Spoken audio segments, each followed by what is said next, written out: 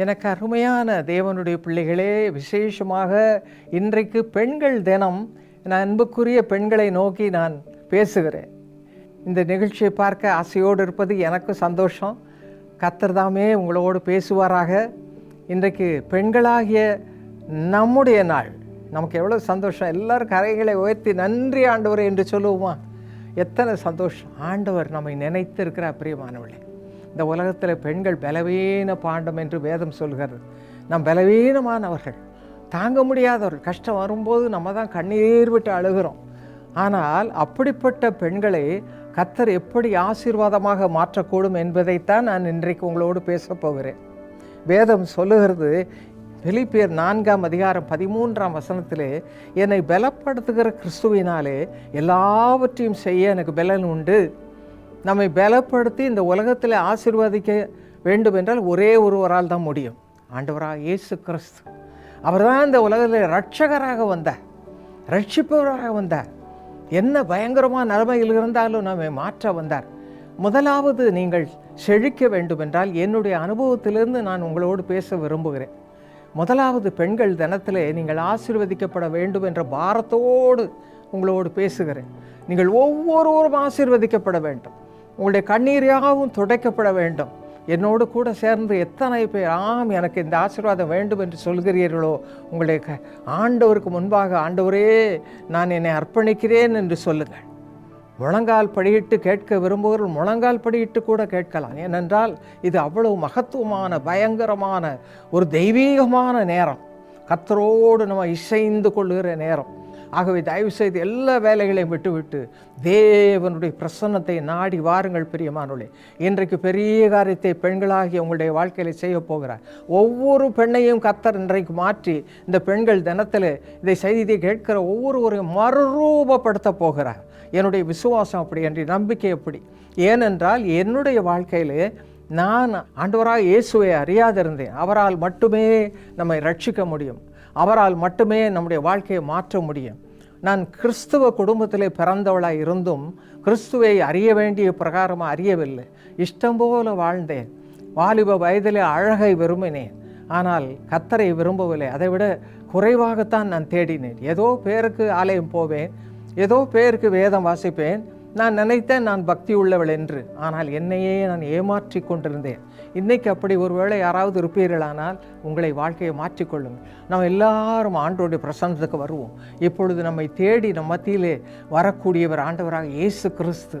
அவர் ஒருவரால் தான் நம்முடைய வாழ்க்கையை செழிக்க செய்ய முடியும். பிரியமானவர்களே, ஆசீர்வாதமாக்க முடியும். என்னை பலப்படுத்துகிற கிறிஸ்துவினாலே எல்லாவற்றையும் செய்ய எனக்கு பலன் உண்டு.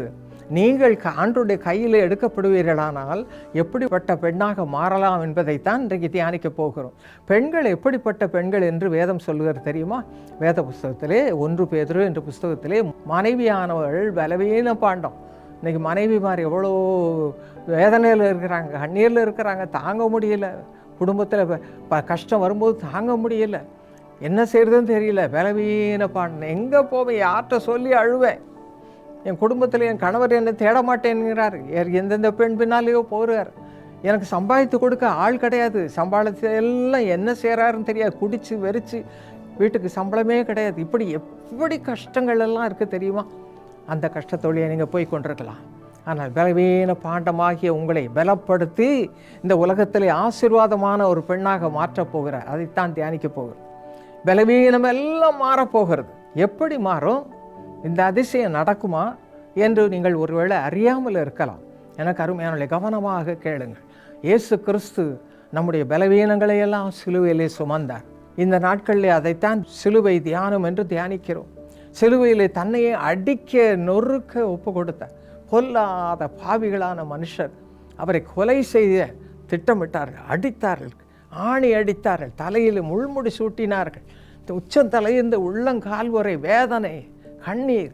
அப்படிப்பட்ட நிலைமைக்குள்ளாக தன்னை அர்ப்பணித்தார். தேவன் அந்த வழியாக அவர் போகும்படி செய்தார். எதற்காக தெரியுமா? நீங்கள் அந்த சிலுவையை நோக்கி பாருங்கள். ஒரு மனிதன் சொல்லுகிறான், கலாத்தியர் என்ற புஸ்தகத்திலே 2:20 வேதத்திலே, இனி நான் அல்ல, கிறிஸ்துவே எனக்குள் பிழைத்திருக்கிறார். என்ன ஆச்சரியம் பாருங்க. இனி நான் பழைய, என்னுடைய பேர் ஸ்டெல்லா, என் பேரை வச்சு சொல்கிறேன் பாருங்கள். இனி பழைய ஸ்டெல்லா அல்ல, புதிய ஸ்டெல்ல, கிறிஸ்துவுக்குள் புது சிருஷ்டி. பெண்களுடைய வாழ்க்கையிலே பெரிய மறுமலர்ச்சியை கர்த்தர் கட்டளையிட போகிறார். நான் விசுவாசிக்கிறேன், நான் நம்புகிறேன். அதற்காகத்தான் இந்த வயதில் உங்களோடு பேசுகிறேன். இப்பொழுது சிலுவையிலே தன்னை அர்ப்பணித்த ஆண்டவர் உங்களோடு பேசுவார். என் அன்பு மகளே, உங்கள் பெயர் சொல்லி கூப்பிடுவார். லக்ஷ்மி, கௌசல்யா, தேவி, நான் உனக்காக அடிக்கப்பட்டம்மா, சிலுவையில் அடிக்கப்பட்டம்மா, உனக்காகத்தான். நீ நல்லா இருக்கணும், உன் வியாதியெல்லாம் சுகமாகணும், உன்னுடைய பாவம் எல்லாம் அக்கிரமெல்லாம் மன்னிக்கப்படணும் என்பதற்காகத்தான் நான் என்னையே அர்ப்பணித்தேன் என்று உன்னோடு பேசுகிறேன். ஒவ்வொருவரோடு பேசுகிறேன். முழங்கால் படியிட்டவர்களாக பயபக்தியோடு சொல்லுங்க, ஆண்டவரே நான் என்னை அர்ப்பணிக்கிறேன், என்னை கழுவும் ஆண்டவரே, என்னை கழுவும் ஆண்டவரே. என்னுடைய பாவங்கள் எல்லாம் நான் எவ்வளவு செய்திருக்கேன், என்ன பேச்செல்லாம் பேசியிருக்கேன், சண்டை போடுறேன், என் புருஷனோட சண்டை போடுறேன், புருஷனை விட்டுட்டு வேறு வழியில் திரும்புகிறேன். எத்தனை பாவங்கள், எத்தனை பாவங்கள். அத்தனை பாவங்களிலிருந்து எனக்காக என்னை மீட்க உண்மையை அர்ப்பணித்தீர்னு விசுவாசிக்கிற ஆண்டவரே. அடிக்கப்பட்டிருப்பேன், உச்சந்தலையிலிருந்து உள்ளங்கால் வரை அடிக்கப்பட்டிருப்பேன், நொறுக்கப்பட்டு நான் விசுவாசிக்கிறேன். சுவாமி, இன்றைக்கு என்னை கழுவும், நீர் சிந்தின அந்த பரிசுத்த ரத்தத்தால் என்னை கழுவும். கேளுங்கம்மா, கேளுங்க பிள்ளைகளே, வாலிப பிள்ளைகளே கேளுங்க. வாலிப இதில் சிருஷ்டிகரை நினைங்கள்னு வேதம் சொல்லுகிறது. ஆண்டவரை நினைங்க, உங்களுக்கு பரீட்சையில் நிறைய மார்க் கிடைக்கும். எனக்கு இந்த வாழ்க்கையில் பெரிய ஆசீர்வாதத்தெல்லாம் கர்த்தர் கொடுத்தா. நான் நினச்சேன் என்னுடைய வாழ்க்கையில் எப்படியெல்லாம் இருக்குமோ என்று. எனக்கு அருமையான கணவரை கொடுத்த, அன்புள்ள கணவர், பக்தியுள்ள கணவர். என் வாழ்க்கையே மாறிடுச்சு. அப்படி உங்களுக்கும் நல்ல திருமணம் நடக்கும், நல்ல ஆசீர்வாதம் கிடைக்கும், நல்ல படிப்பை கொடுப்பாரு, எல்லா பக்கமும் ஆசீர்வாதத்தை கொடுப்பாரு. எப்பொழுது நீங்கள் உங்களை அர்ப்பணிக்கணும். அர்ப்பணிங்க. அந்த மனுஷன் சொன்னான், சவுல் என்ற மனுஷன் கேட்டின் மகனாக இருந்தான், கெட்டு போனா இருந்தான். அதே போல் இன்னொரு பெண் ஆண்டவர் இடத்துல வந்தா, சமாரியா என்ற தேசத்தை சேர்ந்த பெண். அவள் எப்படி இருந்தாலும் அவளுடைய காரியங்களெல்லாம் பார்க்கும்போது யோவான் சுவிசேஷம் வேத புஸ்தகத்தில் 4ஆம் அதிகாரம் திரும்பி பார்த்தீங்கன்னா, வேத புஸ்தகம் இருக்கிறவங்க அதை படித்து பாருங்க. பாவியாக வந்தா, பயங்கரமான பாவியை, இச்சையினால் நிறைந்தவள், நிறைய புருஷன், கெட்ட வழியில் நடந்த பெண் ஆண்டவர்கிட்ட வந்து அவர் ஆண்டவர் கேட்குறார், தண்ணி தாகமாக இருக்கிறாம்மா, அன்போடு கேட்கிறார். தாகமாக இருக்கிற சிலுவையில் சொன்னது காரணம் உன்னை பற்றி தான். நீ தாகத்தின் மூலமாக என்னண்டே வரமாட்டாயா, உன் ஆத்மாவை பற்றி தாகமாக இருக்கிறேன் என்று சொன்ன அந்த பொண்ணு அப்படியே தன்னை அறியாமல் ஆண்டவருக்கு ஒப்பு கொடுத்த அவளுடைய இருதயம் மாறிடுச்சு. பாருங்கள், அதே இதில் வேத நேரம் இல்லை நமக்கு. வேதத்தை திறந்து பார்த்தீங்களே, 4ஆம் அதிகாரத்தில் அவள் விசுவாசியாக மாறிவிட்டாள். தன்னுடைய ஜனங்கள் இடத்துல போய் அவரை பற்றி சொல்கிறா. அவர் பாருங்கள் எனக்கு இப்படி நல்லது செய்தார், மேசியாதவனும் மேசியா வந்து பாருங்கள். அவங்க எல்லாரும் ஆண்டவரை தேடி வந்தாங்க. அப்படியே உங்களுடைய வாழ்க்கையும் எனக்கு அருமையானவர்களை பெண்களை கட்டும் பொழுது உங்களுடைய வாழ்க்கையில் செழிப்பு உண்டாகும். உங்கள் வாழ்க்கையில் என்ன விரும்புகிறீங்களோ விரும்புகிறதுக்கும் வேண்டுவதற்கும் அதிகமாக செய்வார். இந்த பெண்கள் தினத்தில் உங்களை எல்லாருக்கும் இந்த நற்செய்தியை சொல்ல விரும்புகிறேன். என்னுடைய வாழ்க்கையை இப்படித்தான் ஆண்டவர் மாற்றினார். ஆண்டவராக இயேசு கிறிஸ்து ரத்தத்தால் என்னை கழுவி சுத்திகரித்தார். நான் புது சிருஷ்டியாக மாறினேன், ஆண்டவருடைய பிள்ளையாக மாறினேன். அருமையான கணவனை கொடுத்தார், அருமையான தேவனுடைய ஊழியம் செய்கிற ஒரு பாக்கிய வாழ்க்கையை கொடுத்தார். இன்று வரை 87 வயதில் ஆண்டவருக்கென்று நான் வாழ்ந்து கொண்டிருக்கிறேன். உங்களையும் ஆசீர்வதிப்பார், வியாதிகளை விலக்குவார், இந்த கண்ணீரை ஆவையும் மாற்றுவார். சிருஷ்டிகர்த்தாவாகிய அவர் புது சிருஷ்டியாக மாற்றுவார். எல்லா பழையவைகள் எல்லாம் ஒளிந்து போகும். எப்பொழுது இயேசு கிறிஸ்தவண்டை வரும் பொழுது வருவீர்களா? வாருங்கள், இன்றைக்கு வாருங்க, அப்படியே வாங்க. இயேசுவே எனக்கு புது வாழ்வை தரோம்ப்பா, நான் இனி பழைய வாழ்க்கை வேண்டாம், அசுத்த வாழ்க்கை வேண்டாம் என்று அர்ப்பணியுங்க.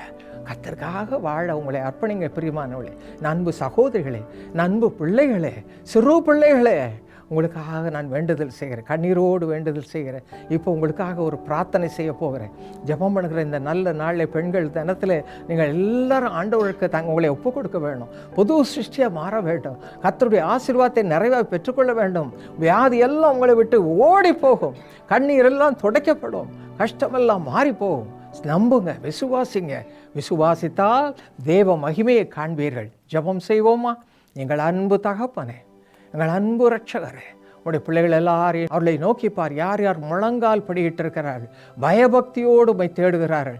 ஆண்டவரே, நீர் எனக்கு வேண்டும், இரட்சகராக வேண்டும், என் பாவங்களை மன்னியும், என் அக்கிரமங்களை மன்னியும் என்று கேட்கிறார்களோ, மன்னியோப்பா. புது சிருஷ்டிகளாக மாற்றும். உம்மை அறிகிற அறிவினால் நிரப்பும். கிறிஸ்துவை உடையவர்களாக மாற்றும். ஆண்டவரே அவர்களுக்கு உம்முடைய ஆசீர்வாதத்தை ஐஸ்வர்யத்தை விரும்புவதற்கு வேண்டுகிறதுக்கு அதிகமாய் கூடும்.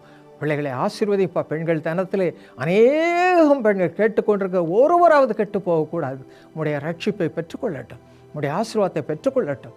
ஆண்டவரே நீர்தாமே உடைய கரங்களை நீட்டி தொட்டு அவருடைய வியாதிகளிலிருந்து விடுதலை தாரும், பண கஷ்டத்தை விடுதலை தாரும், கண்ணீரெல்லாம் ஆனந்த கண்ணீராக மாற்றும். இயேசுவின் நாமத்தில் ஸ்தோத்திரத்தோடு ஜெபிக்கிறோம் எங்கள் நல்ல பிதாவே. ஆமென்.